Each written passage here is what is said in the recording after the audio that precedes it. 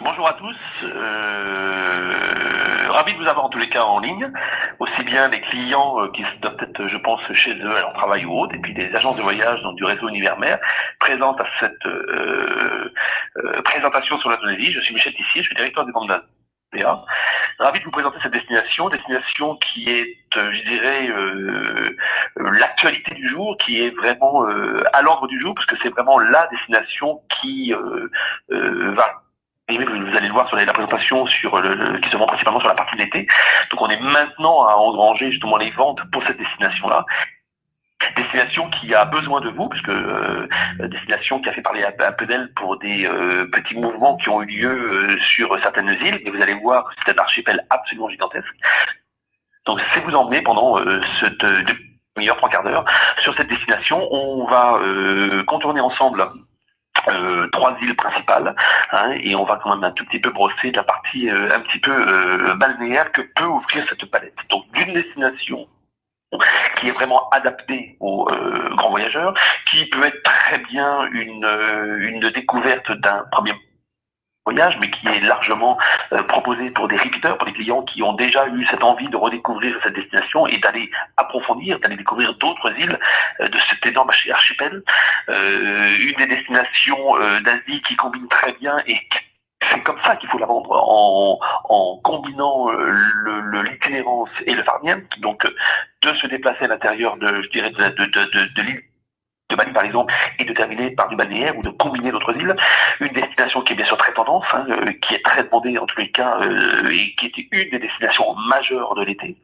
Une destination en toute sécurité, hein, comme dans la plupart des pays d'Asie, et qui, contrairement à ce qu'on pourrait croire, se vend quand même malgré tout toute l'année, et surtout au niveau du balnéaire, justement, on en reparlera à ce niveau-là.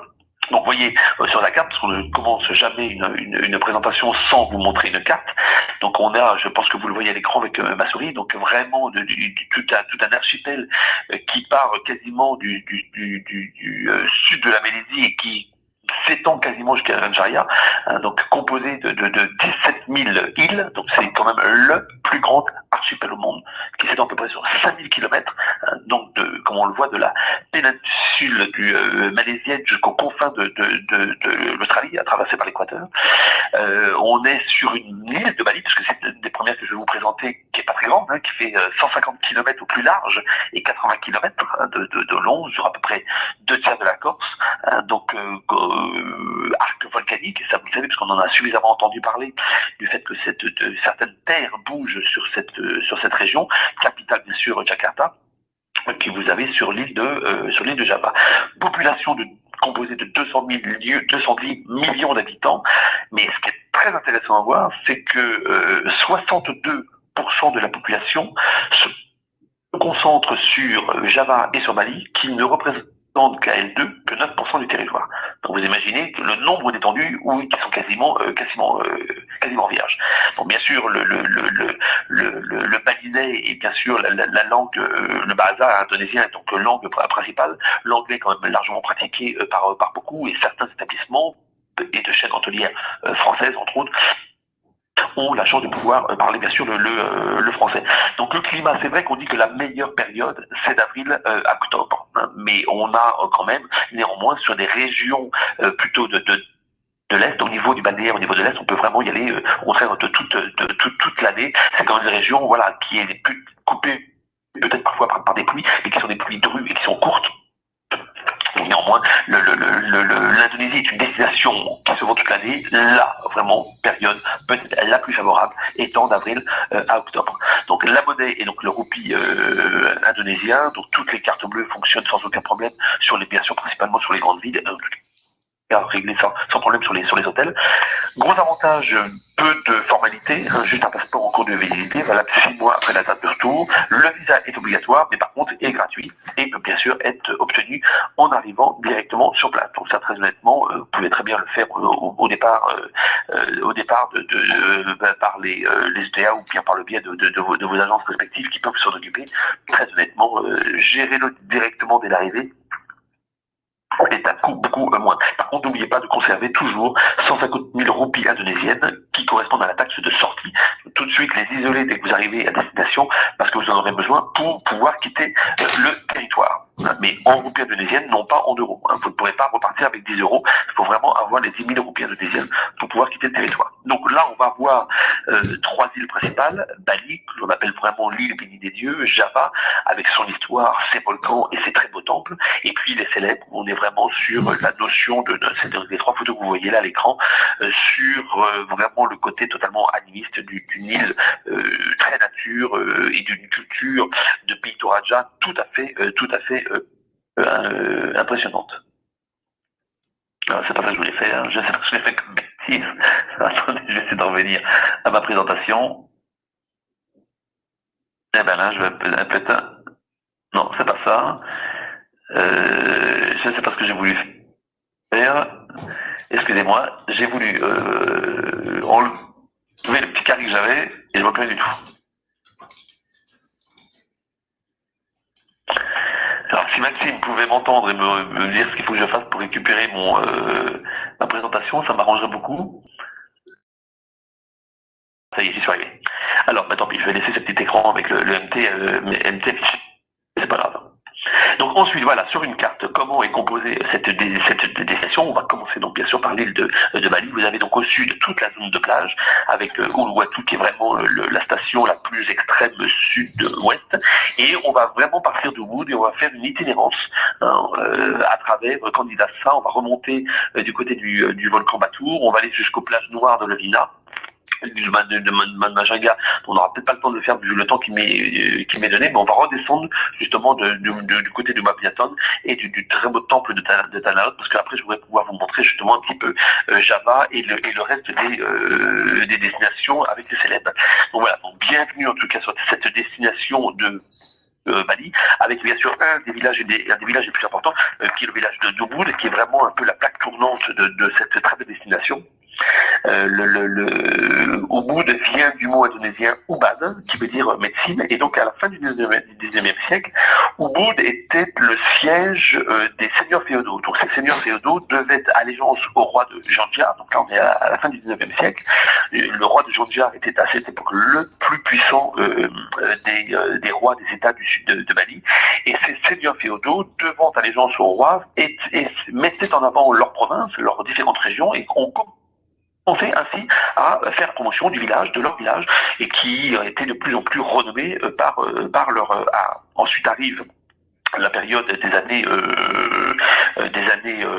40, des années d'avant-guerre, où le tourisme a pris son essor avec l'arrivée de Walter Spears, qui est originaire d'Allemagne, qui est né en Russie, qui a enseigné la peinture et la musique et qui s'est énormément intéressé à la danse. Et Walter Spears s'est dit que pour finalement mettre une destination en avant, eh ben, il faut attirer des célébrités. Donc il a fait venir Charlie Chaplin, il a fait venir Barbara Hutton, Vicky Baum, voilà. Et c'est ainsi qu'il a contribué et aidé Ubud à devenir un peu le centre culturel de Bali. Donc, voyez, on voit vraiment ce côté très artiste de la ville. Il y a énormément d'artisanat qui est proposé, d'artisanat qui est mis à disposition, et d'artisanat aussi bien international que local, comme on le voit avec tous ces différents ateliers pour pouvoir travailler. Donc après, il est arrivé dans les années 60 une nouvelle vague créatrice avec le peintre néerlandais qui s'appelait Harry Smith et qui a créé le développement du mouvement des jeunes artistes. Donc il existe de nombreux musées à Ubud. Le fameux musée d'abord de Puri Lukisan, qui est une excellente collection consacrée à la peinture et la sculpture des années 30. Et puis vous avez le musée Neka, donc qui est donc du célèbre collectionneur Monsieur Neka, qui était un amateur d'art et qui était originaire de Ubud. Et puis vous avez entre autres le musée de Agunrai, qui est aussi un très très beau musée. Et puis depuis la fin des années 60, le boom touristique a bien sûr à Bali a contribué au développement de Ubud, et on a fait vraiment un des carrefours, un des cœurs essentiels. Mais on y va vraiment pour ce côté ville artistique et culturelle par excellence. Bien sûr, toute cette région est dans les terres, donc est entourée, accompagnée de rivières, et ces rivières qui vont accompagner le voyage que l'on va faire. On en verra d'autres du côté de Jatelui, qui sont vraiment les plus belles rivières balinaises.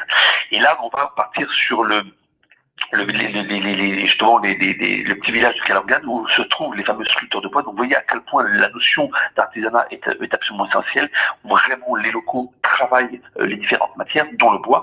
Et à l'entrée de la ville d'Ubud se trouve la fameuse forêt des singes, qui se trouve donc ces animaux qui sont là vraiment à se promener partout et que l'on retrouve sur les marchés, qui sont vraiment juste à l'entrée de la ville.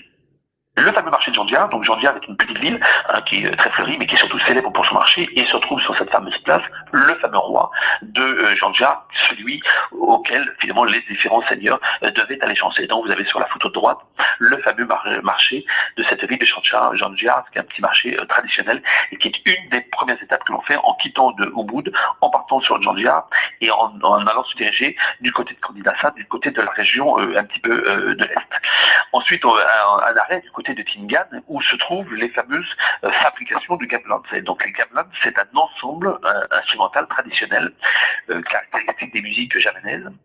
Le gamelan est composé essentiellement de plusieurs instruments de percussion, vous savez, comme des congs, des tambours de divers types ou des xylophones. S'ajoutent à ces instruments de percussion les instruments à cordes, qui soient soit à cordes frottées ou à cordes pincées, et bien sûr les instruments avant, comme principalement la flûte. Voilà, donc c'est cet ensemble qu'on appelle un gamelan. Et bon nombre d'endroits manifestent quand on a les danses traditionnelles ou autres, c'est toujours accompagné de ces ensembles instrumentaux que l'on appelle des gamelans. Donc voilà, qui sont de musique assez lancinante, voilà, mais qui sont vraiment purement les musiques traditionnelles balinaises.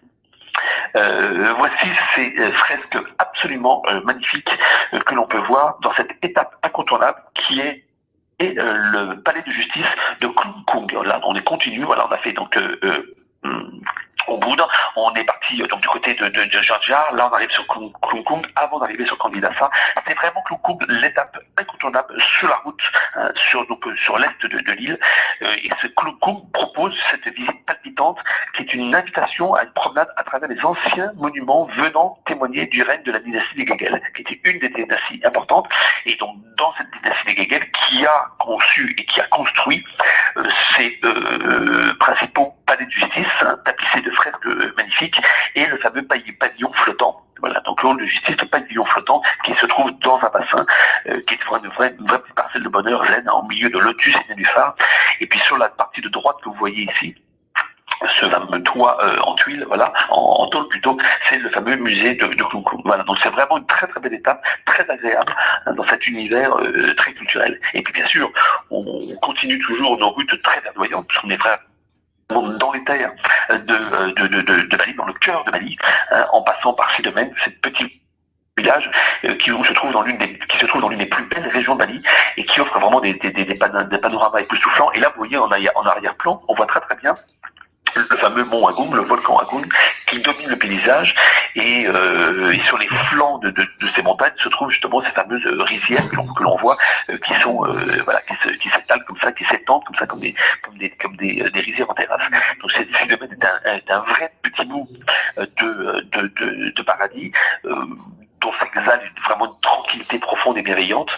C'est vraiment une vraie parcelle de nature à l'état pur, qui ne peut vraiment que séduire. C'est vraiment une petite étape qui est très agréable. On est vraiment dans un vrai petit paradis. Hein.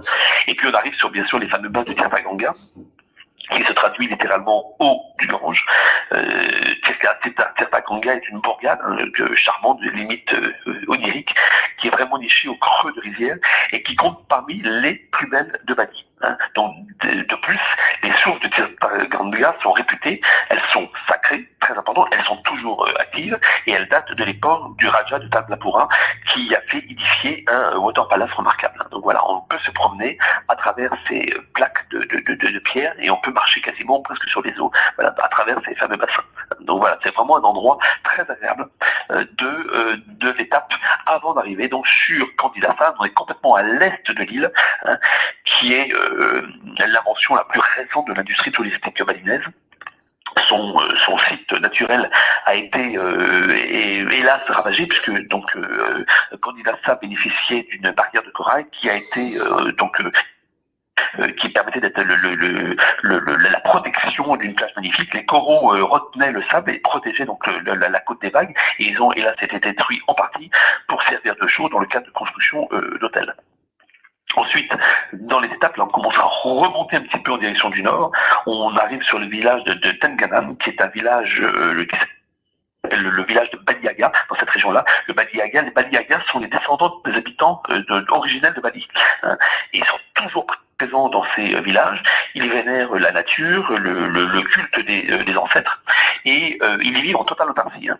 Donc par contre, ils se marient entre eux. On ne marie pas quelqu'un qui est de cette région, de ce village de Bali Yaga, ne se marie pas avec quelqu'un extérieur. On est vraiment dans un village qui est complètement préservé. Et vous voyez donc, il y a une sorte même de droit d'entrée dans ce village que l'on paye pour pouvoir visiter ce village. Là, vous avez dans ces cloches, là, vous voyez des coqs, donc ils font des combats de coqs, et ils vivent en parfaite autarcie. Hein. Ils possèdent une large surface de terre particulièrement fertile qui leur permettent de vivre dans une quasi-autarcie complète. Hein. Et puis donc, on va arriver sur le temple de Bezaki. C'est ce temple important qui se trouve au pied du mont Agung. Donc, vous voyez, on voit donc le fameuse montagne, le volcan Agung juste derrière. Hein. L'arrière-plan, vous avez le temple de Bezaki, qui est le temple le plus vénéré, le plus majestueux de Bali, et qui a été restauré après la grande éruption du mont Agung de 1962, mais qui a néanmoins totalement, pratiquement épargné ce temple, qui a été donc sauvé miraculeusement, et donc les Balinais très croyants ont dédié ce temple aux trois divinités majeures, Brahma, Vishnu et Shiva. Donc on y voit très souvent des processions. Il est très rare de ne pas en voir, puisque ce sont les habitants des villages qui, à leurs heures perdues, après leur travail, avant leur travail, viennent faire des processions et ensuite repartent travailler. Donc voilà, donc très souvent on vient alimenter des processions, on vient faire bénir les offrandes par les prêtres et que l'on dépose au pied des trois divinités majeures. Et on continue donc à monter au nord de Bali. On arrive dans cette très belle région de Kintamani, qui est là, donc là on est là sur la région au nord-est de Bali, et on arrive sur la caldeira du mont Batur, avec les petits villages de Kintamani, les petits villages de Batur ou le petit village de Pedolakan, qui sont quasiment assis sur le rebord de cette immense caldeira de Batur, qui fait environ, qui se trouve à peu près environ à 1500 mètres au-dessus du niveau de la mer, et qui offre absolument un village absolument spectaculaire sur le volcan actif, hein, du mont Batur et du fameux lac Batur que vous voyez là, donc au pied. On est vraiment dans une très très belle région, et vous voyez ce côté très très verdoyant qui accompagne ce voyage. Et on arrive sur la région de Levina, donc là on est complètement au nord, où se trouvent ces plages de sable noir, et où on trouve les dauphins. Donc c'est une excursion qui est proposée en général, qui est très matinale. On se réveille vers 4h du matin pour pouvoir prendre les bateaux qui sont des bateaux traditionnels. Bon, faut être très honnête, c'est une excursion qui est très touristique, malgré tout, puisque vous avez très souvent des bancs de dauphins qui se trouvent là, et dès qu'un bateau a repéré un banc de dauphins, un coup de sifflet, tous les bateaux viennent pour pouvoir être à côté des dauphins et les voir sauter.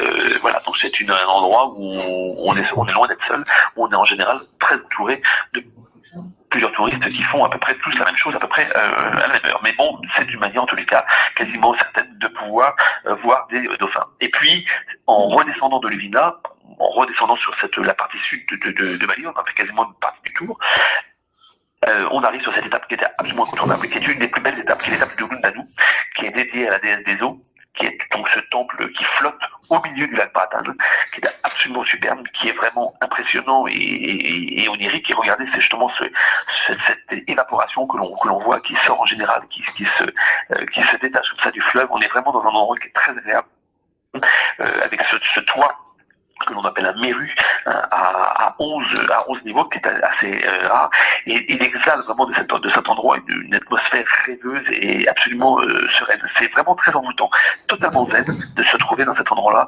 C'est considéré en tous les cas, ce temple de Lundanu comme un des plus beaux temples de Bali, et tellement connu en tous les cas qu'il est représenté sur des billets de 50 000 roupies indonésiennes. Et on arrive donc sur les fameuses rizières de Jatiluwih, ces rizières dont je vous parlais tout à l'heure, qui sont les plus belles rizières de Bali, avec cette très belle rizière qui descendent comme ça en terrasse. C'est là, dans ces rizières, qu'a été tourné le film de Eric Marc Esposito, avec Marc Lavoine et Zoé Félix, qui s'appelle Tous les bonheurs du monde. Donc voilà, a été tourné dans ces fameuses rizières de Jatiluwih. Donc encore un autre temple, le fameux temple de Mengui, qui est un des temples majeurs, et on arrive notamment sur la partie sud là, donc de Bali, avec le temple de Tanalot, qui est un temple qui est assez rare dans sa conception, puisque c'est un temple qui est détaché quasiment de la terre, puisqu'il se trouve quasiment sur un rocher, hein, il y a vraiment d'influence tout à fait chinoise, et qui est au coup de boutoir du vent, de la pluie, des vagues de la mer, voilà, qui viennent s'exploser. Donc c'est un temple qui est très beau à voir au moment de la marée montante, pour pouvoir voir justement les vagues s'éclater dessus, et puis bien sûr que l'on peut visiter à marée basse, bien entendu. Mais donc c'est une vraie attraction sur ce fameux temple de Tanalot en recouvert de singes. Alors voilà, un des exemples des plages que l'on peut voir sur Bali, qui ne sont pas, faut être très honnête, les plus belles plages. Il y a de belles plages, les plus belles plages, on peut les voir sur l'île de Lombok, qui est une île voisine, sur les îles de Gili, où là par contre, là vous avez de très belles plages. Bon, on essaiera très rapidement de vous montrer ça en fin de présentation. Donc là, on va quitter l'île de Bali. Hein, donc vous voyez, Bali qui se trouve, la petite île qui était ici au point de ma petite flèche. Donc voilà, c'est l'île quasiment la plus connue, mais qui est pratiquement la plus petite. Et là, on va partir sur l'île de Java. Donc, avec la capitale culturelle, Yogyakarta, à ne pas confondre avec Jakarta, qui est donc la capitale administrative, mais la capitale culturelle est Yogyakarta, qui est jumelée avec Kyoto au Japon et avec la Californie aux États-Unis, ville connue pour son centre de l'art classique javanais, de sa culture traditionnelle, qui comprend entre autres le théâtre d'ombre, très célèbre, et puis c'est surtout un lieu d'études comprenant beaucoup d'universités. Donc, Yogyakarta est connu pour son orfèvrerie, notamment le travail de l'argent, et il se trouve entre autres un des quartiers qu'on appelle le quartier de Kotagede, qui est un des quartiers majeurs des orfèvres. Donc, c'est une promenade dans les rues de Kotagede qui permet de voir justement les très belles maisons qui se sont construites par les familles qui sont bien sûr enrichies avec ce travail de l'argent. Et donc, Yogyakarta passe pour être à la fois un des sanctuaires de la culture de cour javanaise et un lieu ouvert aussi sur le monde et sur la modernité. La culture aussi est importante, puisque là vous avez le fameux temple de Prambanan, qui est un ensemble de 240 temples construits au IXe siècle sous la dynastie de Sanjaya, et une inscription datée de 856 marque ce qui est peut-être la pierre de fondation. Donc Prambanan est classé au patrimoine de l'humanité à l'UNESCO. Donc on voit ce temple principal, qui est le temple majeur, qui est dédié à Durga, Durga étant l'épouse de Shiva, et qui repose sur une structure surélevée, et qui contient à l'intérieur une statue bien sûr de la déesse Durga. Et cette structure est entourée, comme on le voit là très bien à l'image, d'une enceinte incluant les temples annexes. Et le tout repose sur plateforme rectangulaire. Donc à l'intérieur du temple principal que vous avez ici au milieu, se trouvent des scènes de combat entre le bien et le mal, et bien sûr des représentations de Brahma, de Shiva, de Vishnu, même de Ganesh, et puis bien sûr d'autres divinités.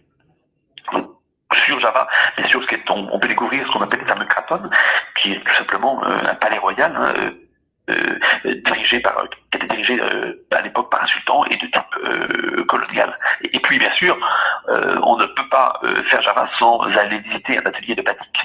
Le batik est un vrai art de patience et de minutie, et qui consiste tout d'abord à dessiner sur le tissu le motif final que l'on va reproduire.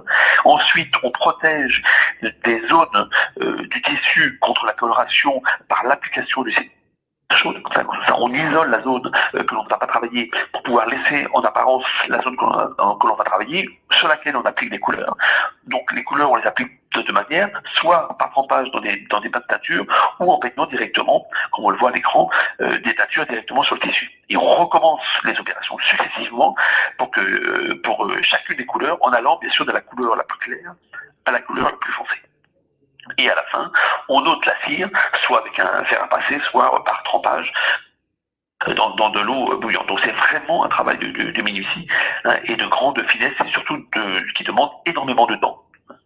Voilà, donc dans la notion aussi de culture, les fameuses fabrications de marionnettes, donc très célèbres, des marionnettes donc de Java. On arrive là vraiment sur un des clous du site de Borobudur. Je trouve que la définition est très belle de la technicité sans modération, qui est construite dans une importance bouddhiste importante, construite au 8e et 9e siècle, qui a été complètement abandonnée vers l'an 1100 à peu près, et c'est en 1814, pendant une tournée d'inspection à Semarang, qui était donc dans la région, dans le centre de Java, que Thomas Stafford Raffles, qui était lieutenant-gouverneur de l'île, a entendu parler de ce grand monument dans la forêt près d'un village.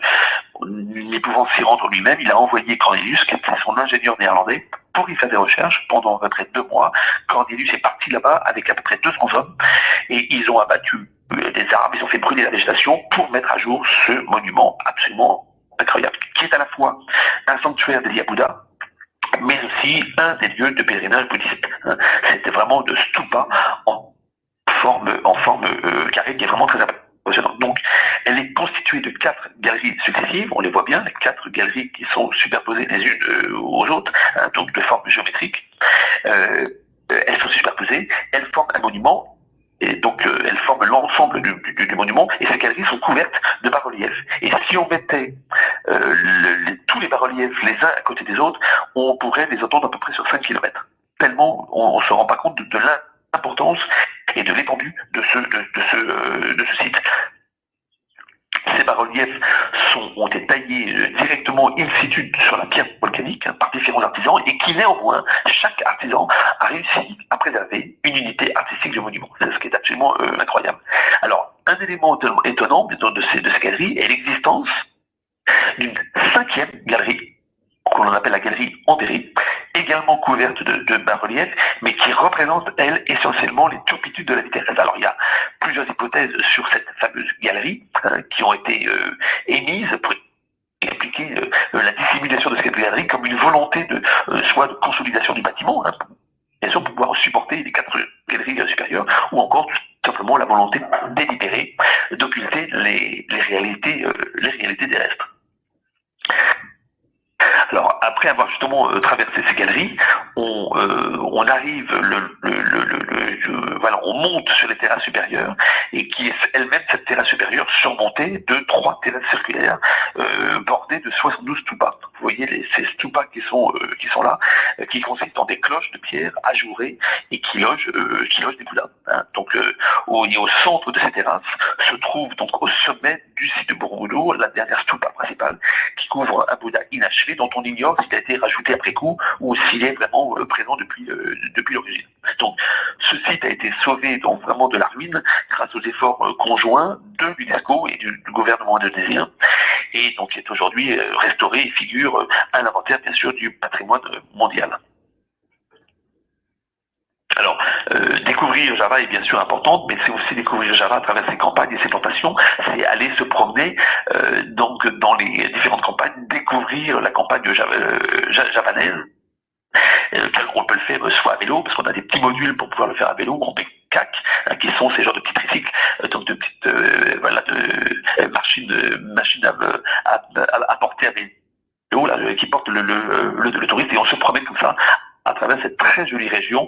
Et nous, chez Asia, ce que l'on aime, c'est vous faire rencontrer justement les populations. Donc on a justement, sur des voyages aussi bien de circuits organisés que de voyages privatifs, ce moment où on va chez l'habitant, on partage le repas avec l'habitant, on va même parfois travailler dans les champs, planter le riz soi-même pour pouvoir vivre en harmonie et comprendre un peu comment vivent ces paysans dans leurs différentes campagnes, que ce soit à Bali, à Java, à Sumatra ou autre.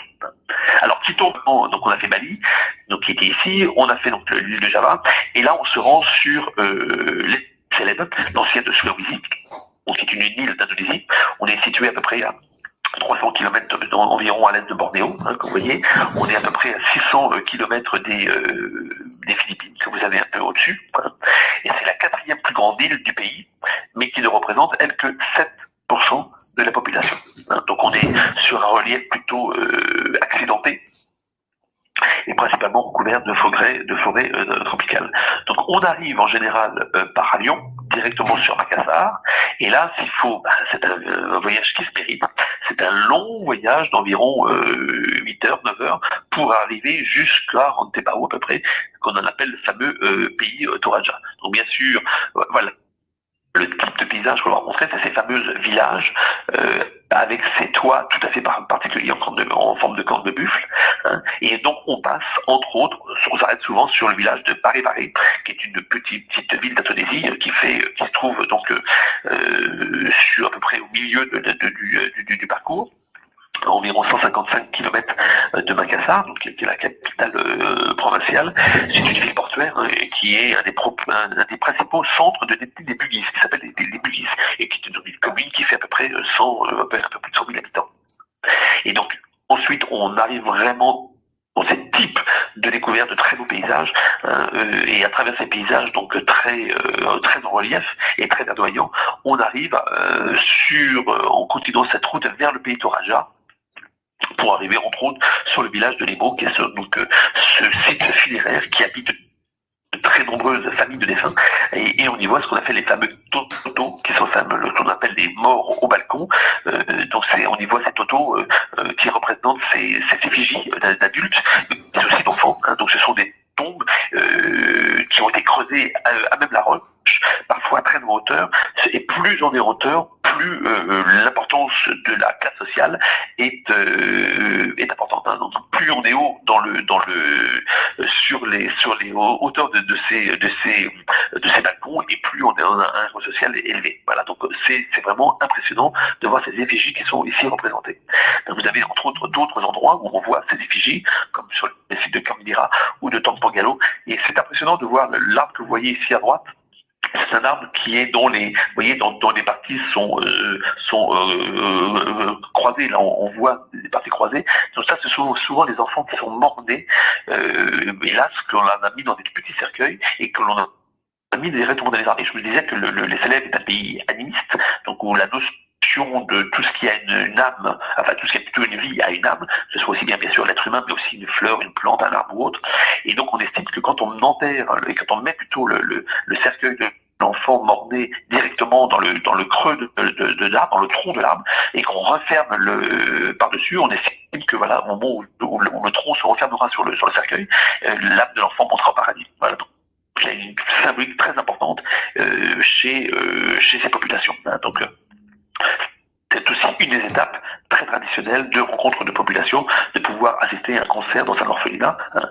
Et puis on arrive là sur la ville de Londa, qui se différencie de celle de Lemo, que je vous ai montré précédemment, par ces cercueils qui sont suspendus aux parois rocheuses. Hein. Donc là, vous avez bien sûr toujours les morts au balcon qui sont représentés, et parfois, sur certains endroits, eh bien, vous avez simplement des cercueils qui sont posés sur des plateformes, tout simplement parce que c'est un peu l'équivalent de ceux qui n'ont pas les mêmes moyens et qui ne peuvent pas mettre leur effigie en apparence. Dans ce cas-là, les cercueils sont simplement posés sur ces plateformes. Et donc, ou même parfois d'autres sont directement entassés dans des grottes calcaires. Pour avoir sa place au balcon et avoir son fameux toto, qui est son positionnement, il faut sacrifier minimum 25 buffles lors d'une cérémonie funéraire qui se fait juste au moment de la mort du défunt. Et ce nombre parfois de 25 peut dépasser même parfois la centaine, plus justement on sacrifie d'animaux et plus on aura une place en hauteur. Quand on sait qu'un buffle peut coûter à peu près 5 000 €, vous imaginez que c'est une véritable folie. Hein.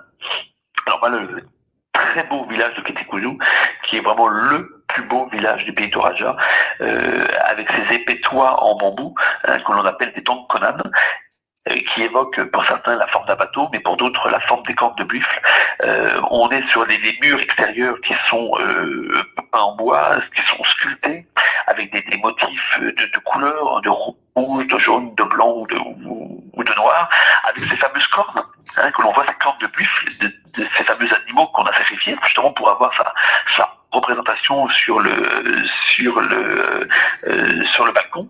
Et vous voyez très bien là ces cornes de buffle qui sont positionnées là, et le nombre de cornes de buffle parfaitement alignées sur cette devanture de chaque maison reflète la position sociale du propriétaire de la maison. Donc plus on a de cornes, plus le propriétaire ou la personne est au cas un rang social important. Alors bien sûr, un des villages très beaux est le fameux marché de Bolu, du petit village de Bolu, avec ses marchés de poissons principalement. Et puis on organise en général dans cet environnement, dans ce paysage, une marche d'environ d'une heure ou 2 heures, facile, une marche en rivière, en plantation, avec un pique-nique que l'on organise en plein cœur de cette végétation et de ces rivières et plantations. Et on termine en général cette région-là avec le fameux village de Bori, qui est un site mégalithique très important. Et à connotation religieuse, parce que justement ces pierres mégalithes dressées comme ça ont une connotation religieuse pour les animistes. Voilà, donc d'autres représentations des habitations de ce petit village de Mori. Et pour terminer, j'aurais rapidement en quelques images vous emmener un peu sur Sumatra, pour découvrir cette île différente, cette île un petit peu secrète.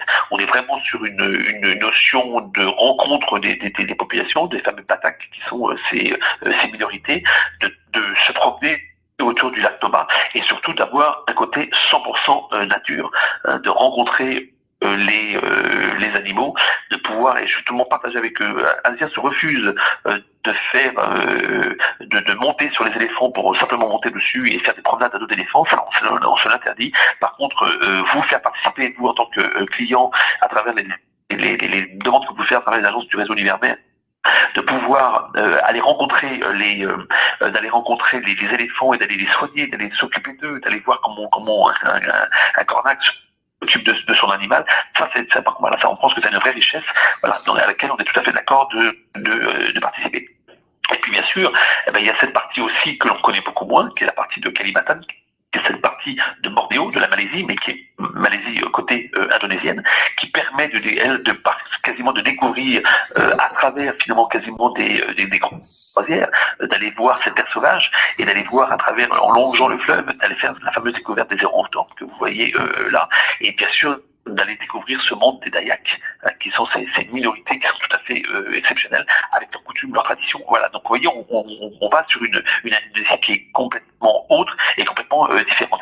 Et puis, bien sûr, c'est aussi la découverte des îles de la sonde, avec les îles de Flores ou les îles de Sumba, où on est vraiment dans une végétation très volcanique, comme vous le voyez avec l'image que vous avez ici à droite, mais on retrouve cet esprit un petit peu de Bali, des volcans, et aussi de ces plages qui sont quasiment paradisiaques. Vous êtes quasiment seul sur ces îles, et absolument extraordinaire.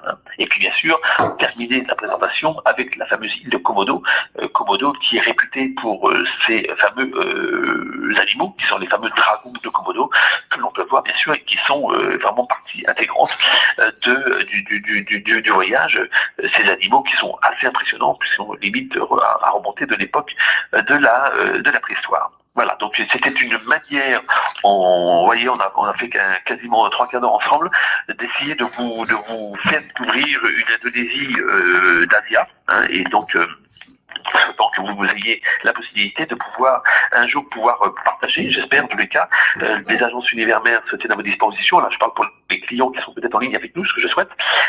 Sachez qu'on a nous plusieurs circuits qui vous permettent de vivre ces moments-là, des circuits avec des labels Asia, donc on est sur des circuits en petits groupes, puisque les groupes d'Asia ne dépassent pas 24 ou 25 personnes, grand maximum. Donc on a entre autres sur l'Indonésie un Bali essentiel, qui est un circuit qui démarre à partir de 1 990 €, qui vous permet de faire comme le dit son nom, l'essentiel de Bali. Et vous avez aussi un circuit qui s'appelle le Bali Intimiste, qui vous permet en 13 jours d'aller vraiment à travers une hôtellerie plutôt de charme, en rencontrer vraiment et partager des moments forts avec les populations. Donc qui est lui limité à 18 personnes de départ. On a un très beau circuit qui est un combiné Java-Bali qui s'appelle le Java des Tropiques, qui vous permet de faire vraiment en 12 jours un combiné des deux, un petit peu dans l'esprit de ce que je vous ai présenté là. En plus, à savoir que la plupart des circuits qu'on vous propose, on peut les enrichir soit de prologue, soit d'extension derrière des circuits. Ça, c'est le gros avantage de la souplesse d'Asia. De faire un circuit qui est un très beau long circuit, qui est à 17 jours, qui est ce qu'on appelle un long cours chez nous, qui est un combiné Java Celeb Bali, donc pratiquement dans la tête de ce que je vous ai présenté. Mais sachez aussi qu'on peut découvrir l'Indonésie à travers un circuit qu'on appelle une odyssée indonésienne, et qui est entre autres la découverte à travers le filament de croisière avec le Star Clipper, de découvrir toute une partie de ces petites îles du côté des îles de la Sonde ou des îles de Flores. Voilà. On a aussi en cours une offre spéciale aujourd'hui qui démarre à partir de 999 €. Donc vous voyez, on est capable chez Asia d'avoir du petit prix. Donc ça, c'est des offres que vous pouvez retrouver directement dans les agences Univers-Mer qui sont à votre disposition, bien sûr, pour réaliser vos souhaits, bien sûr, là sur l'Indonésie que je vous ai présenté, mais sur l'Asie en général, puisque l'Asie, on est tour opérateur sur l'Asie dans sa globalité, puisqu'on a à peu près une quarantaine de destinations sur l'Asie, que ce soit aussi bien l'Asie du Sud-Est que l'Asie du continent indien, mais aussi l'Asie mineure et l'Asie centrale, et puis toute la zone Australie-Pacifique. Donc voilà, on a un panel assez important. Voilà, donc on a aussi des circuits privés, qui vous seront montrés à travers les agences Univers-Mer, puisqu'on a à peu près sur l'Indonésie 21 circuits privatifs que l'on peut vraiment réserver à l'instant T avec un tarif qu'on est capable de vous donner, donc un devis qu'on peut vous envoyer quasiment en immédiateté. Voilà, donc on a essayé de mettre en place énormément de choses qu'on a essayé d'industrialiser, mais avec l'expertise, la patte et l'image d'Asia, qui est vraiment de vous faire découvrir ce beau voyage avec tout le service et le sérieux que notre tour opérateur a toujours exercé depuis 35 ans que nous sommes sur cette destination de l'Asie. Voilà, écoutez, maintenant je me tiens entièrement à votre disposition si vous souhaitez me poser des questions sur l'Indonésie ou autre. Voilà, je me tiens à votre disposition le temps que vous le souhaitez. D'accord, ben merci beaucoup Michel de cette très belle présentation. Merci beaucoup, vraiment beaucoup de chances que tu aies pu te rendre disponible ce soir pour présenter donc ce fabuleux pays et donc pour répondre à des questions. Donc voilà, il y a pas mal de questions qui ont été posées pour la présentation. On va attendre un petit peu parce que donc je suis sur 3 plateformes en même temps et donc il y a 15-20 secondes de retard. Mais bon, j'ai commencé par lire, justement j'ai pris des notes pour la présentation, donc je vais commencer à en lire quelques-unes. Alors déjà, une question, il me semble que tu as répondu au début, c'est quelles sont les formalités administratives pour aller en Indonésie? Uniquement un passeport en cours de validité. Il n'y a pas besoin de visa. Enfin, excusez-moi, il y a un visa pardon, qui est obligatoire, mais qui est gratuit. Donc uniquement le passeport, et donc on peut, le gros avantage, obtenir le passeport directement sur place en arrivant à l'aéroport. Donc ça, c'est une formalité qui a été allégée énormément et qui permet donc de pouvoir le faire directement sur place sans avoir besoin de s'en inquiéter avant le départ. Donc qui peut justement donner l'occasion aux clients de pouvoir partir quasiment un peu à la dernière minute sur l'Indonésie. Donc je répète, un passeport obligatoire, mais dans l'obtention gratuite à l'arrivée, et c'est bien sûr pour tout séjour inférieur à 30 jours. Si c'est un séjour supérieur à 30 jours, là, automatiquement, il faudra un visa tout à fait spécial. D'accord. Alors, quelquefois, il y a la question du prix qui est revenu. Donc, j'ai Charles qui dit combien de 10 000 €. Ouais, donc oui, donc je crois que Charles est rassuré parce que tu as dit que donc il y avait des offres qui commençaient donc à 999 € par personne. Donc, je pense que de ce côté-là, je pense que là, il est clair que en parler comme ça ce soir, c'est peut-être un peu compliqué parce qu'on peut aller alors c'est vrai, on a une offre spéciale en ce moment d'un séjour sur la ville de Légiane qui permet donc d'avoir un séjour en 11 jours 8 nuits à partir de 999 €. Ça, c'est une proposition que l'on a. On a aussi la possibilité d'un combiné qui démarre à 1199 €, qui est un combiné rizière et plage, donc un combiné qui fait Ubud et plage, voilà, mais sur lequel on peut y rajouter un kit excursion, sur lequel on peut y prolonger des extensions plage de 4 nuits, et voire même un combiné que l'on peut faire d'extension avec le combiné de Bali West et du volcan de Kawajen. Donc on démarre à partir de 999 €. Ça, c'est bien sûr une offre spéciale. Les circuits dont je vous ai parlé, je vous ai dit qu'il y en avait à peu près 5 circuits, donc ça vous pouvez les retrouver dans la brochure Tentation d'Asia, qui est la brochure des circuits d'Asia. Donc le premier prix d'un circuit en Indonésie, c'est celui dont je vous parlais, qui est le fameux Bali essentiel, démarre à partir de 1590 € pour un 11 jours 8 nuits. Et donc là, on est sur des vols Qatar. Voilà, donc là, c'est un circuit organisé en pension complète de 2 à 24 personnes par date de départ. Voilà, donc ça, c'est, voilà. Là, on est sur du circuit regroupé. Et après, on a toute la possibilité, le panel qu'Asia vous offre. Donc là, vous pourrez voir directement avec vos agences Univers-Mer sur les fameux circuits privés. Donc là, c'est simplement, là, on est un peu l'architecte du voyage. Nous, on vous a monté une vingtaine de 21 à peu près circuits privés sur l'Indonésie, mais que vous pouvez pouvez totalement, après, en fonction de vos exigences, de vos goûts, de ce que vous avez envie de faire, de votre rythme aussi, ça c'est aussi important, de ce que vous voulez doser en histoire et en monument, en culture, en tradition, en nature, en paysage. Voilà, donc là on pourra après monter, bien sûr. Donc je vous rappelle que tous les devis que l'on fait sont des devis qui sont vraiment, que l'on vous propose et sur lesquels on peut y apporter toutes les modifications que vous souhaitez y faire. Parfait, parfait. Alors j'ai une question qui est apparue là. Donc la question c'est est-ce qu'il y a des tremblements de terre? Bah, écoutez, en ce moment, non. Voilà, c'est très compliqué de vous dire parce que c'est comme si vous me disiez, est-ce qu'on peut on peut les prévoir? Non, on les prévoit pas. On peut les mesurer, on peut les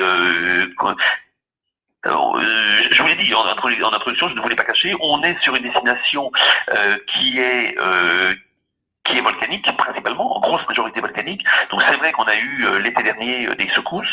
Il y a eu des secousses sur Lombok il y a en septembre, l'été dernier. Et après il y a eu quelques secousses du côté de Célèbes. Après on en a eu du côté de Sumatra. Oui, c'est une région qui est amenée à bouger. Peut-être beaucoup plus qu'à certains endroits, mais sachez aussi qu'à Nice, on est sur une faille et que Nice est sujette aussi à des tremblements de terre. Voilà, en ce moment, en tous les cas, pas de panique, il n'y a absolument rien à Bali. Maintenant, après, il faut suivre l'actualité. Et voilà, mais là, je suis pas vulcanologue et sismologue, je suis incapable de vous dire de là. En tout cas, pour le moment, on n'a aucun problème de tremblement de terre pour le moment en Indonésie. Et je vous dis, on arrive vraiment sur la bonne période. Je vous dis pas que la période est liée au tremblement de terre ou pas au tremblement de terre, mais c'est vrai que voilà, pour en revenir si des clients sont intéressés de dire à quel moment il faut vraiment qu'on reparte, peut-être pour ceux qui ont pris la présentation en cours, c'est disons à partir là du mois d'avril jusqu'à pratiquement le mois d'octobre. Voilà, on sera dans la très bonne période. D'accord. Alors, j'ai Brigitte qui me dit, donc c'est magnifique tout ça, merci Brigitte, mais quelle île choisir? Alors, je sais pas si c'est une question ou parce qu'il y a des présentations. Ma petite Brigitte, je pense que c'est Brigitte de Toulouse, elle a raison, mais le problème, c'est après, c'est très subjectif. Je veux dire que Brigitte me rappelle, et on en parlera, parce qu'après, ça dépend vraiment du goût des clients. Si les clients cherchent une première approche de l'Indonésie, peut-être commencer par Bali, quelque chose de très bien. Maintenant, on n'est pas obligé de rester complètement concentré sur Bali. Moi, ce que je veux surtout, et me dire, si vous avez retenu une chose de tout ce que je vous ai dit, c'est de se dire de ne pas simplement s'arrêter sur le fait qu'on est que Bali est simplement, enfin que l'Indonésie est que du balnéaire, et que voilà, que en tout cas nous, Asia, on veut vous donner à travers vous les agences et surtout aux clients que nous avons en ligne ce soir, cette envie d'itinérance, cette envie de bouger, de se déplacer. Il est bien sûr, bien entendu, important de rester sur une partie de balnéaire et de se détendre et de profiter des infrastructures parce que ce sont aussi des vacances, mais de découvrir. Et nous, on essaie toujours de monter des modules pour pouvoir vous faire rencontrer des populations, vous organiser des marches, vous faire visiter des choses, monter des petits modules plutôt axés sur le développement durable, sur le côté solidaire. On a un petit module qui s'appelle Tout solidaire à Gunung-Kawi, voilà, où on organise à côté avec visite d'une école. Voilà, il y a tout un, voilà, c'est la patte et c'est vraiment l'ADN propre d'Asia. Maintenant, quelle île choisir? Non, c'est comme si vous me demandiez de savoir si je préfère mon père ou ma mère. Je serais capable de vous répondre. C'est peut-être pour commencer, peut-être commencer par Bali. Voilà, peut-être mais faire Bali. Et si on a un peu de temps, se dire pourquoi pas faire Bali, faire l'île par exemple de Java et terminer par du balnéaire derrière. C'est aussi jouable, mais c'est très compliqué de répondre parce que là je vais vous répondre en fonction de mes goûts à moi qui ne sont pas automatiquement ce qu'attendent les clients dans mes goûts. C'est compliqué de vous dire par quoi commencer. Peut-être Bali étant la première bonne approche. Bon. Alors je remonte un peu. Alors il y a eu quelques petites questions qui ont été posées au début de la présentation. Donc il y a Charles qui a une question un petit peu marrante qui dit est-ce que les seins ils sont dressés? Je pense qu'il fait montré vers le début. Pardon. Est-ce que les singes sont dressés? Au début, tu as montré une slide, me souvenir. Ah non, pas du tout. Ah non, alors ils sont tout à fait sont pas dressés, ils sont dressés, non, ils sont pas dressés, ils sont par contre totalement habitués à l'homme. Voilà, donc ils n'ont pas peur, ils sont pas effrayés, mais par contre ils n'attaquent pas. Ça, si on les énerve, bien sûr, ils peuvent devenir méchants, mais comme n'importe qui, comme n'importe quel animal. Par contre, ce sont des petits voleurs, ça c'est clair. Donc faites très attention, ne serait-ce qu'à des choses qui peuvent être de valeur, ou ne serait-ce qu'un portefeuille autre, parce que là, ce sont des singes qui sont assez chapardeurs. Dès qu'ils voient quelque chose dans les mains, ils peuvent piquer un appareil photo, un portable ou autre. Donc ça, par contre, quand il y a un singe, il faut faire quand même attention. Et bien sûr, quand vous êtes dans les hôtels, si vous êtes au cœur d'Ubud, bien sûr, bien fermer les fenêtres de vos hôtels, enfin des chambres d'hôtel, parce que là, bien sûr, vous prenez un risque de trouver la chambre dans une salle pagaille. Si vous avez un singe qui y pénètre. D'accord. Alors, j'ai Aline qui dit dans le chat, qui a dit, j'ai 2 enfants de 8 et 10 ans, est-ce que je peux les amener? Donc, en gros, je pense qu'Aline veut savoir, est-ce que la destination, les circuits se prêtent bien à des gens? Absolument. Ah oui, et là, c'est l'âge idéal. Camille, je sais pas si Aline, c'est quelqu'un d'une agence ou si c'était une cliente, mais qu'elle regarde, on a des modules famille en plus. C'est vraiment la destination par excellence et familiale. Donc il y a ce qu'il faut, voilà, dans ces moments, c'est de pouvoir, avec des enfants de 8 et 10 ans, qui sont là tout à fait en âge de se déplacer, c'est vraiment trouver un compromis qui soit tant pour les enfants que pour les adultes. Donc ça veut dire faire une itinérance, mais pas trop. Pas besoin de faire des changements non plus tous les jours d'hôtel. Il faut pouvoir équilibrer un voyage, de faire par exemple, commencer par Ubud et de faire peut-être un petit combiné, juste un Ubud et place derrière, ou bien se dire pourquoi. Bon, par contre, c'est vrai qu'avec des enfants de 8 à 10 ans, je les emmènerai pas au Célèbes. Par contre, ça, c'est le genre de choses que je ferai peut-être pas tout de suite, parce que ça, c'est peut-être un peu compliqué, parce que l'histoire des fameux morts au balcon, on peut peut-être un peu choquer ou un peu effrayer les enfants. Donc ça, c'est peut-être pas ce que je ferai tout de suite. Mais commencer en tout cas de parler de Bali avec des enfants, oui, c'est vraiment, ça fait partie de ces destinations, Bali, le Sri Lanka, la Thaïlande, le Vietnam, voilà, des îles sur lesquelles, des destinations d'Asie sur lesquelles il n'y a aucun problème d'emmener des enfants de cet âge-là. C'est absolument au contraire, mais merveilleux de pouvoir, justement, le fameux module dont je vous parlais qui s'appelle Tous solidaires à Goudoukaoui, ça c'est vraiment le genre de module idéal pour les gamins, pour les enfants, pardon. Donc on les emmène dans une école. Vous imaginez un enfant comme ça, français, qui va découvrir d'autres enfants sur place. Ensuite, on leur organise une visite de tombes royaux. Donc là, bien sûr, il y a un côté un peu culturel. Et après, on leur organise toute une grande balade à pied. Il y a à peu près 1 heure, 1 heure et demie de marche à pied à travers les rizières. On prévoit des endroits bien précis, des paysans sur lesquels on va leur faire travailler. On leur montre d'abord comment on construit, par exemple, on dirige une charrue qui est tirée par des bœufs. On va leur demander aux clients d'être participatifs. Donc les enfants, c'est absolument merveilleux. Ils vont pouvoir se planter, mettre les pieds dans la boue, voir comment on travaille la tête, comment on plante le riz. Et ensuite, on termine par un déjeuner qui est prévu dans une maison brahmane où on voit les petites filles qui vont faire des démonstrations de danse, de danse traditionnelle balinaise. Ça, c'est le genre d'événement sur lequel l'enfant revient. C'est une demi-journée où il revient mais complètement émerveillé. Il a eu l'impression d'avoir fait quelque chose. Voilà, donc c'est autant de plaisir que pour les adultes que pour les enfants. C'est vraiment, alors là en tout cas Bali, là je peux répondre, c'est vraiment la destination parfaite, idéale aussi pour les enfants. Absolument. Et sur lequel on a monté et adapté des modules pour les jeunes. D'accord. Merci beaucoup de ta réponse. Je vous en prie. Voilà. Merci. Alors, donc, là, pour l'instant, j'ai plus de questions pour l'instant. Alors, on va attendre juste 15-20 secondes que mes trois écrans se mettent à jour ensemble. D'accord. 15-20 secondes. Voilà. Allez.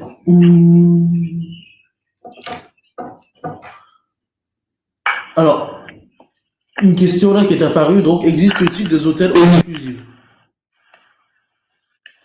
J'ai pas entendu. Existe-t-il des hôtels all inclusive? Existe-t-il des hôtels inclusifs? Oui, il peut y en avoir, absolument. Alors, faut être honnête, c'est pas ce qui est automatiquement le plus répandu, mais il y en a, absolument. Oui, il y en a aussi bien que ce soit des petites structures ou autres. Il y a des hôtels inclusifs et on a aussi des hôtels inclusifs dans nos propositions, hein, tout à fait, absolument. Ça vous l'avez. Donc ça, il suffit de faire des demandes comme ça. La seule chose que je dirais. Enfin, je vais faire un peu l'avocat du diable, c'est bien, mais alors pour terminer un séjour, mais je trouve un peu dommage de se retrouver un peu dans un bunker d'hôtel, de rester là enfermé finalement parce que vous avez le petit déjeuner, le déjeuner, le dîner, et puis que vous avez toutes ces possibilités de pouvoir de consommer autre, et de ne pas sortir. Parce que finalement quelque part le fait de l'inclusif, on dit c'est très bien, on ne dépense plus rien, mais on ne sort plus. Voilà, parce qu'on a tout à disposition. Et c'est vrai que Moi, je trouve qu'idéalement, de prendre peut-être une fois de temps en temps un dîner dans l'hôtel, ok, mais il y a tellement, alors bien sûr, tout dépend de où on se trouve, mais quand on est au niveau du balnéaire, et d'aller dans un petit village de côté, d'aller voir un petit port de pêche, d'aller manger local avec les gens et puis se débrouiller avec les pieds et les mains pour se faire comprendre. Je trouve qu'il y a rien de mieux que de pouvoir partager ce goût de rencontrer, alors que quand on est dans un hôtel exclusif de Club Wood, on n'est pas du tout. On en a, il en existe. C'est parce que moi je mettrais en avant priorité. Mais par contre, je peux comprendre aussi qu'on n'ait plus envie de bouger une fois qu'on est arrivé à destination et qu'on pense avoir fait un peu un tour complet. Mais en tout cas, il y a ce type d'établissement, ça existe, oui. D'accord, je te remercie. Donc on va attendre encore 15-20 secondes pour voir si quelque chose d'autre apparaît. En attendant, juste pour répéter, n'oubliez pas, donc à tous ceux qui nous écoutent, donc vos agents univers sont là pour vous, pour organiser un beau voyage en Indonésie ou dans l'Asie avec Asia. Donc voilà, il y a Sophie qui vient de partager donc le lien vers notre site web. Vous pourrez trouver l'agence la plus proche de chez vous. Et n'hésitez pas vraiment, je fais un petit peu de pub pour Univerman, n'hésitez pas vraiment en agence à demander si l'agence travaille avec coach voyage. Et coach voyage, c'est vraiment génial. Ce sont des gens qui prennent rendez-vous, qui vous appellent et qui vont préparer le voyage chez vous ou sur votre travail, exactement comme certains conseillers un peu privés. Donc n'hésitez pas, quand vous appelez votre agence, vous pouvez demander si l'agence a un coach voyage et qui se rendra chez vous, qui prendra rendez-vous pour venir faire le voyage, préparer le voyage avec vous à votre domicile. N'hésitez pas à demander. Alors, oui, j'ai une autre question qui est apparue, mais je pense que tu as déjà répondu maintes et maintes fois sur la question. C'est donc, pouvons-nous créer notre circuit à la carte? Mais je pense que tu as déjà assez répondu à la question. Absolument. Surtout, voilà, c'est vraiment, ça c'est vraiment. Bien sûr, on a nous monté des circuits packagés, regroupés, parce qu'il y a des gens aussi qui aiment voyager en groupe. Mais vous l'avez bien compris qu'on est sur des petits modules. On est maximum sur du 24 personnes. Par contre, bien sûr, monter des voyages à la carte, je dirais presque c'est notre mission première, c'est de faire d'un voyage pour vous une vraie réalité. Et là, de répondre. Par contre, vous êtes un peu l'architecte du voyage et notre rôle sera avec l'agence Univermère avec laquelle vous travaillez, de vous accompagner et de vous aider par notre expertise justement sur la conception du voyage qu'on pourra monter sans problème. Mais bien sûr, bien au contraire, on est tout à fait friand de ce type de voyage à la carte et de voyage sur mesure. On vous aide justement par rapport à ça. C'est vrai que je ne peux pas vous montrer à l'écran, mais on vous aide par rapport à ça sur justement nos fameux circuits privés qu'on a montés, qui sont justement sur notre qui sont accessibles par le biais des agences, qui pourront vous montrer toutes les possibilités. Je vous disais, rien que sur l'Indonésie, on a à peu près l'équivalent de 21 circuits privés. Alors si sur ces 21-là, vous ne trouvez pas votre bonheur, mais ils sont proposés. Vous les avez en plus les tarifs à l'instant T, mais rien ne nous empêche ensemble avec l'agence de vous le modifier, si vous estimez que peut-être une étape n'est pas suffisante, que vous préférez y rajouter une nuit ou autre, il n'y a aucun problème. On part d'un devis, on part d'un exemple de circuit privé sur lesquels vous pouvez y apporter toutes les modifications que vous souhaitez. D'accord, ouais, c'est vraiment complet, c'est vraiment à la carte, vraiment tout à la carte. Complètement, c'est le propre du spécialiste. Exactement. D'accord. Allez, on va attendre encore une petite vingtaine de secondes. Là, j'ai pas de question qui est réapparue pendant que tu répondais. J'espère en tout cas d'avoir été au maximum le plus complet. Et encore, il y aurait tellement de choses à dire sur cette Indonésie qui est tellement riche. Mais bon, je peux témoigner. J'ai eu la chance de voir ton intervention justement il y a quelques semaines au Salon du tourisme de Chantilly. C'est vrai que tu nous transmets ta passion et on a vraiment envie d'y aller, quoi. C'est gentil comme tout. Merci infiniment. Je suis très touché. Alors oui, donc une question, c'est toujours à la fin que les questions apparaissent. Donc, est-ce qu'il y a des guides pour les circuits? Je suppose que oui. Mais bien sûr. Alors déjà sur les circuits, alors il y a deux choses. Sur les circuits organisés, sur ce qu'on appelle les circuits regroupés, bien sûr, vous avez un guide et bien sûr c'est des guides francophones. Ensuite sur les circuits privés, nous on prévoit bien sûr un chauffeur obligatoire. Il n'est pas question de laisser un client avec une voiture. Là il y a un chauffeur obligatoire. On peut très bien, à votre demande, c'est ça la souplesse d'Asia, soit de vous prévoir des guides sur des étapes que vous souhaitez, parce que vous n'avez pas non plus envie d'avoir un guide qui va vous suivre de bout en bout sur la durée totale du voyage, parce que c'est aussi un coût. donc il faut aussi le payer, mais on peut très bien aussi vous prévoir des guides locaux. N'oubliez pas, là je m'adresse vraiment aux clients, pour vous clients qui parlez assez bien l'anglais, pensez une chose, que parfois demander un guide anglophone coûte beaucoup moins cher que de prendre un guide francophone, parce qu'on n'est pas non plus, c'est pas l'Égypte, hein, donc l'histoire est importante soit, mais on peut très bien aussi comprendre des guides anglophones qui sont d'excellents guides anglophones, mais qui surtout coûteront beaucoup moins cher que les guides francophones. Comme je vous le disais, votre guide peut vous accompagner de bout en bout du voyage, comme vous pouvez très bien décider, en accord avec votre agent de voyage aérien, d'avoir des guides, dans ce cas-là, qui seront des guides locaux, francophones ou anglophones, selon ce que vous déciderez, mais dans ce cas-là, à destination et sur des endroits bien précis. Donc voilà, donc c'est vraiment, je vous dis, c'est la souplesse, c'est la souplesse par excellence. On s'adapte à vos demandes. D'accord. Alors, juste, il n'y a pas de question qui est apparue. Moi, j'en avais une toute petite pour toi, c'est que vers la fin, tu as évoqué donc les croisières avec Star Clipper, si je ne m'abuse. Donc juste, oui. Peut-être qu'il y a des gens qui nous écoutent là, qui ne savent pas trop ce que c'est Star Clipper, si vous voulez juste très vite. Oui, c'est vrai que j'ai pas plus développé que ça. Star Clipper, c'est une compagnie de voilier, hein, qui est donc pour ceux qui étaient peut-être présents au salon, Béatrice était des partenaires parmi nous au salon du voyage qui a eu lieu là dernièrement dans l'Oise, et donc ils sont des voiliers, de très beaux voiliers, qui sont des bateaux qui naviguent principalement sur la Thaïlande et sur l'Indonésie, et qui ont l'avantage du fait que ce sont des voiliers, donc sur des voiliers qui ont quoi, 12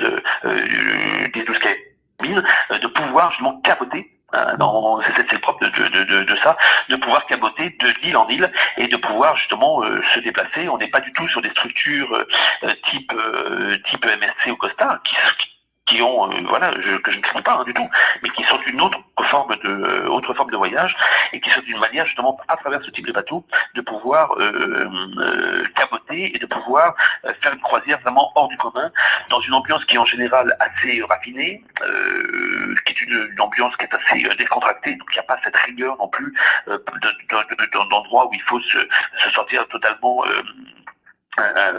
imposé par une tenue vestimentaire, non pas du tout. Donc ça c'est vraiment l'avantage que l'on a sur ce type de bateau. D'accord. Ok. Et donc vous avez plusieurs ponts sur le Star Clipper. Il y a plusieurs ponts, donc il y a plusieurs niveaux de ponts. Et ça, c'est comme les traditions classiques. Hein. Plus vous êtes bas au niveau de la flottaison, plus le prix est moindre, et plus on monte au niveau des ponts, et plus automatiquement le prix est élevé. Hein. Donc là, on a une croisière d'eau qui sort là, donc avec cette croisière sur la magie de la nuit au fil de l'eau, qui est en 16 jours, 13 nuits, hein, donc qui inclut, qui est on a 12 participants par date de départ, et donc qui fait l'île de Ubud, qui va faire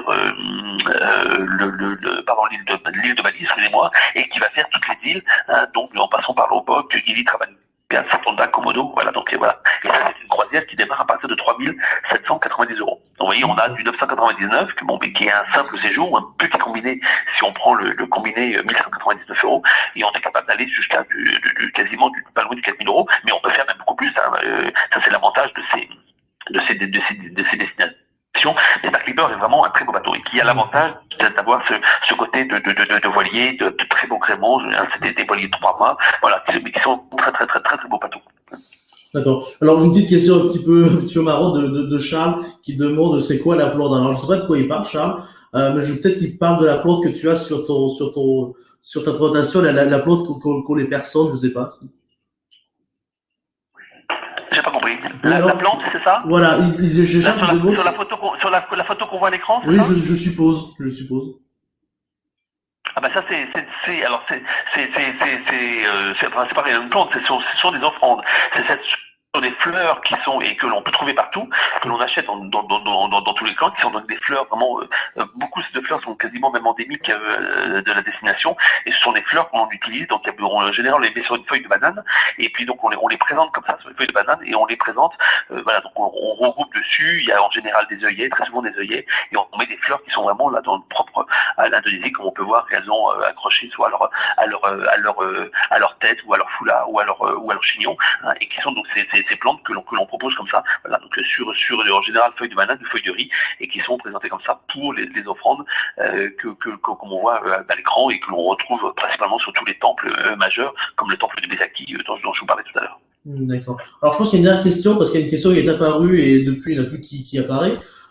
C'est donc Aline qui demande de nouveau donc, quand faut-il partir? Alors je sais pas, je suppose qu'elle veut dire en quelle saison, quelle est la meilleure saison pour partir en Indonésie. C'est ce que je pense qu'elle a dû prendre en cours. Je l'ai dit, c'est donc la meilleure période est d'avril à octobre. D'accord, parfait, avril à octobre. C'est vraiment donc là, c'est-à-dire que c'est maintenant qu'on a le gros des réservations qui arrive sur la période de l'Indonésie. Il faut savoir qu'on est le plus important et le plus compliqué en général, c'est de trouver l'aérien, parce qu'il y a aucune compagnie directe qui arrive sur l'Indonésie, donc c'est toujours un via quelque chose. Hein, donc on travaille. Vous savez qu'il y a beaucoup de compagnies, que ce soit Singapore Airlines, que ce soit Asiana, que ce soit Qatar, Emirates, dans toutes ces compagnies, mais qui sont toujours un via quelque part. Et en général, c'est le plus urgent à faire, c'est de bloquer l'aérien. C'est de trouver l'aérien en meilleures conditions, parce qu'on arrive vraiment sur la période où on a le gros des départs d'avril à octobre. Et bien sûr, on va arriver sur la période de juillet-août, qui est souvent la période la plus demandée. Et qui bien sûr correspond plus aux vacances scolaires. Donc là, on a quand même des prix de billets d'avion qui montent quand même très très vite. Hein. Donc ça, c'est notre rôle aussi, avec l'agent de voyage, d'essayer de vous trouver la compagnie qui parfois peut être un peu plus long au niveau de temps, mais qui nous permettra peut-être d'économiser parfois 200 ou 300 euros sur un billet d'avion, ce qui peut être quand même néanmoins non négligeable. D'accord. Merci beaucoup. Donc, mais la dernière période, d'avril à octobre. D'accord. Merci beaucoup. Donc, encore 10-15 secondes et je pense que de toute façon, il n'y a pas de question qui est apparue. Donc, 10-15 secondes, j'attends que tout est à niveau. Mais je pense que là, on est à la fin, je pense. Alors, on va avoir quelques secondes. Je pense que là, on est vraiment à la fin. Voilà. Donc si vraiment quelqu'un a une dernière question, n'hésitez pas donc à la poser. Bon.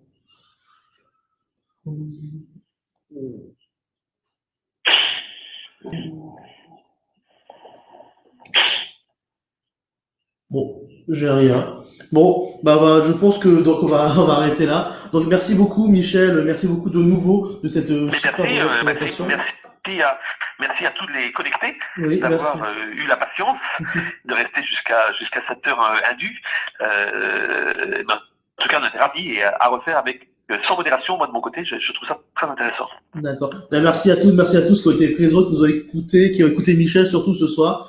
Je vous souhaite une bonne soirée, donc et à bientôt pour votre prochain voyage, bien sûr, chez Univers Mer. Bonne soirée à toutes et à tous. Merci beaucoup, Maxime. Merci d'avoir organisé ça. Merci à vous tous.